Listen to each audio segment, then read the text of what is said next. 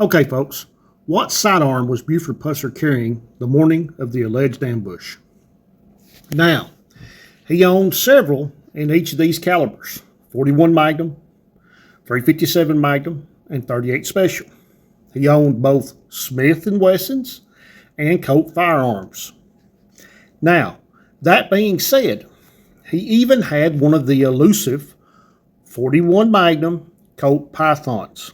There were about 200 of those made. See, back in the old days, all the 357 Colt Pythons were manufactured by private gunsmiths, and some of them chose to chamber some of them in 41 Magnum. There was less than 200 ever made. Now, also, that being said, Pauline is said to have had a 38 Special in her purse. That's what she was carrying.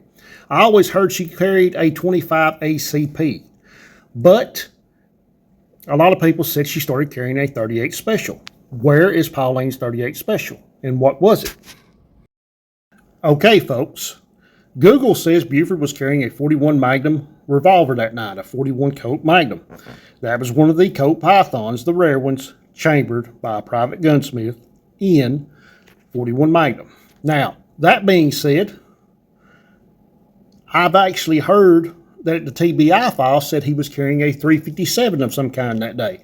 Don't know if it was a Smith or a Colt, but it was a 357. Okay, folks, like I say, I've not read the full TBI report yet. I've not got my copy yet, but I will. Eventually, I'll go through it. But as of right now, like I said, everybody's saying Pauline never went nowhere without a purse. Pauline never went nowhere without a firearm. She did initially carry a 25 ACP firearm, but she started carrying a revolver, such as this Model 10 Smith & Wesson. This is just a random one that I took a picture of that has a 2-inch barrel. Now, that being said, let's dig a little deeper into this.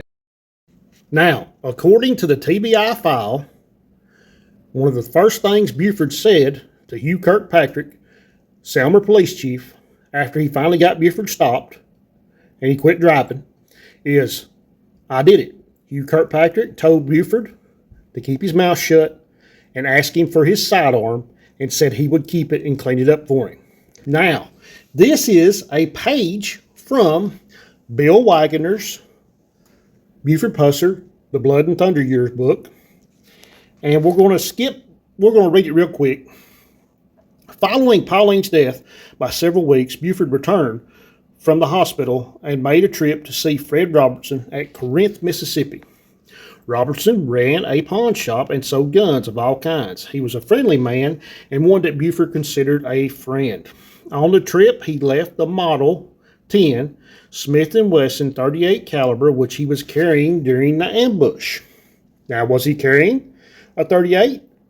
A lot of times, he carried a snubby 38, but also various other caliber snub-nosed revolver pistols as a backup in his front pocket, and when he was off duty, in his front right pocket. So was he carrying this one, or was this one the one that come out of Pauline's purse? It was filled with blood from the shooting on August 12th. Robertson sold Pusser a Model 19 Smith & Wesson 357 caliber with a 4-inch blue finish barrel. He kept the Model 10 and cleaned the blood from it, honed the trigger. Pusser would replace his shotgun with a semi-automatic Colt AR-15 and a 30 caliber carbine. Okay, but right there it says he took one of Buford's Smith & Wesson Model 10 38 Special revolvers that was filled with blood, cleaned it up for him, honed the trigger, did a little work on it, and then got it back to him. So, was this the gun Pauline had in her purse? Was this Buford's backup gun?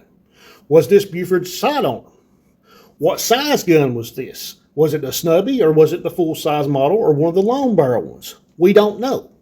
But we do know Pauline's purse, as far as I know, is missing, and the revolver, the 38 she carried, is missing as well. A lot of questions here. We answered some, but we're asking a lot more. So, I'm going to leave it right there, folks. Hope y'all enjoyed this. I hope this will get y'all to thinking, and I hope this will help y'all, and I hope this will get y'all to digging.